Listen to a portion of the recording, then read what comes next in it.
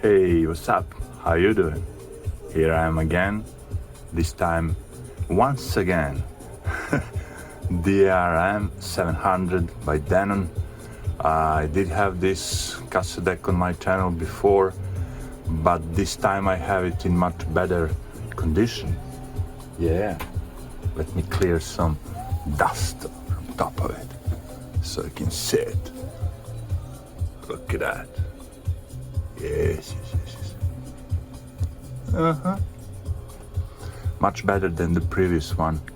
And it's working okay because there is nothing you can do on this deck.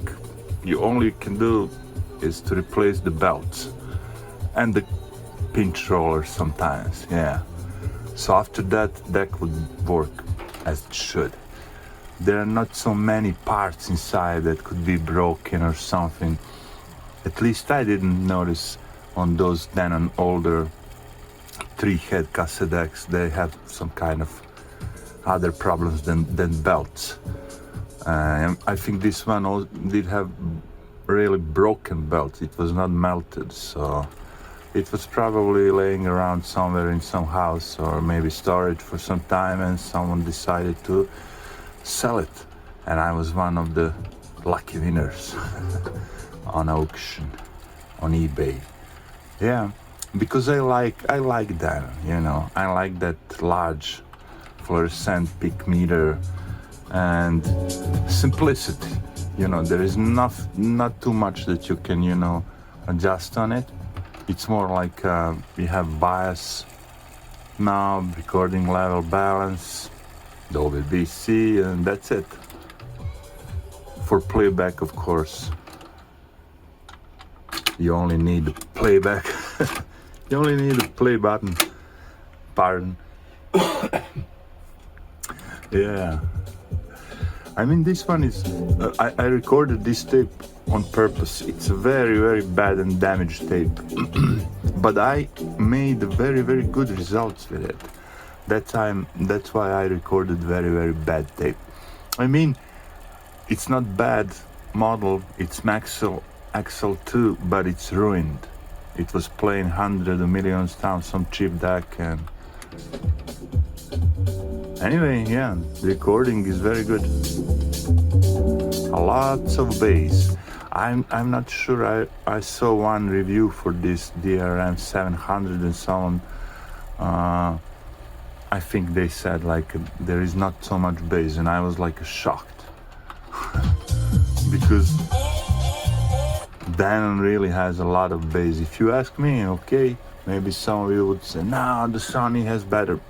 Maybe Sony has better, but this one has a lot of bass. The tape is ruined, but anyway, you're not gonna use this tape. This is just for the purpose of testing. But I don't know if you can see.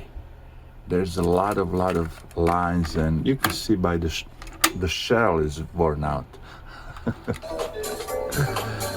All right, but I did try, of course, to play regular pre-recorded tapes, some other tapes, and all works fine. There's a lot of bass here, if you ask me. You can't even see the speaker. Yeah.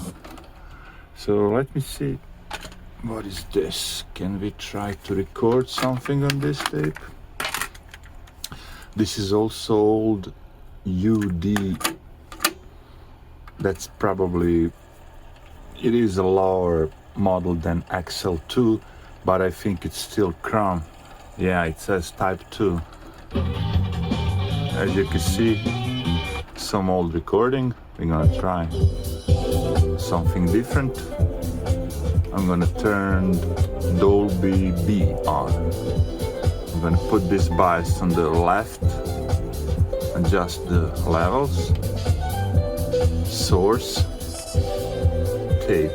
I mean, the tape is not the best, but it's gonna be a decent recording, let's say. Yeah.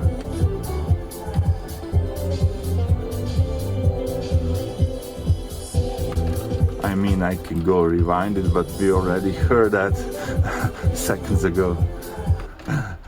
Why I'm using old tapes, very old and ruined tapes. I told you already, if it can work on those tapes, every time you put something better, it's gonna work better and better and better. Oh, I always clean the head and everything after I finish my testing, so you're not gonna get particles from those old tapes for sure. And anytime you feel that the head is maybe, dirty, get the cotton swab, a little bit of rubbing alcohol, and clean it. That's what's in the manual. That's what you should do. Am I against the cleaning tapes and stuff like that? Well, yeah, I don't use it, but if I have some, let's say, there are some horizontal Denon models like a DRM-810, DRS-610, something like that. They're horizontal models. So you have to open the cover to clean the mechanism. Otherwise, you have to use some kind of cleaning tapes. Demagnetization, of course, if the head is not, if everything is muffled or something, you're gonna need to do that. But again, it's a rare situation that you have to do that, unless the deck was used a lot and was kept in some maybe magnetic place or something. But this one is not. Dolby BCHX Pro, MPEG filter, you can record your FM radio, simple, elegant transport buttons, and usually on those DRM-700, if the deck is worn, if it's used a lot, you wouldn't see the play, stop, everything would be a little bit, blemished, everything would be a little bit worn out. You wouldn't see clearly all those stuff. On this unit you can see everything is looking good, and there are not many visible scratches or something. It's really in good condition. That's why I wanted to make another video with it. And as I said, I'm mentioning again, if the tape is great, if the cassette deck is top-notch model, then I would record Dolby C, DBX, Dolby S, whatever you have. But if the deck is average, I mean not this one, if you're gonna play on average deck and you wanna be sure the sound is good, at least I'm talking about electronic music, because mostly what I recorded with Dolby B and played without Dolby was electronic music. You couldn't hear, there are not so much noise in electronic music. Most of the time everything is full of the, it's a full spectrum of sound, let's say like that. So that's why you can get away not using Dolby B and recording with Dolby B. But if you have like a classic or jazz or something like delicate and vocals and everything like that, then I would have like a great deck recording on Dolby C, DBX, Dolby S, and play it with that. Otherwise, if you're gonna record tape for your car or something, for your friend or something, maybe it's good idea to record with Dolby B and then play it without Dolby. You can also try with Dolby C, but you're not gonna get good results. If you are recording with Dolby C, you have to play it with Dolby C. You can, get away without that. But with Dolby B, you can get away. Yeah, this is one more of the Japanese Denon.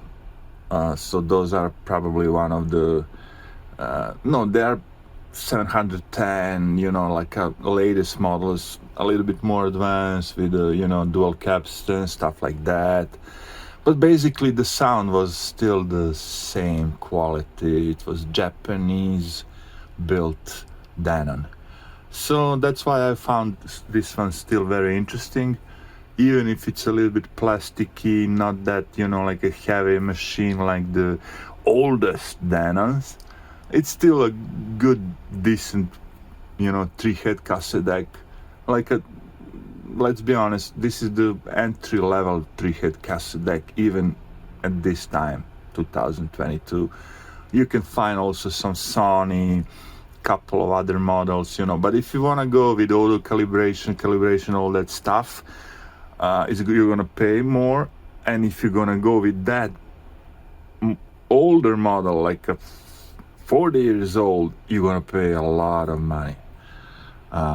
There are probably plenty of decks that I would like to try to have, but they are really expensive. Even the broken ones are expensive. You know that I would like buy broken deck. Even if I cannot fix it, I'm gonna record it for this channel, you know, just to show it off. But they are really expensive, man. Not to mention there are plenty of it from the Japan. People would order from the Japan, but you have customs, you know. It's a good idea if you're ordering stuff like that. They're already, you know, writing off as a junk, which means broken for parts. So that's a good idea. When you get it here, then you're not gonna probably pay a lot of custom, or maybe nothing. But again, I don't have time for all that stuff. But if you see on eBay what you can buy from Japan, you would be amazed. A lot of champagne, you know, silverish and professional models and stuff like that. All right, I like this one too, you know. So that's why I think it's gonna be very, very good cassette deck for some, you know, regular person who would like to play old tapes, but also to record some new tapes. But be aware, it's very hard to find new old stock that it's not very expensive.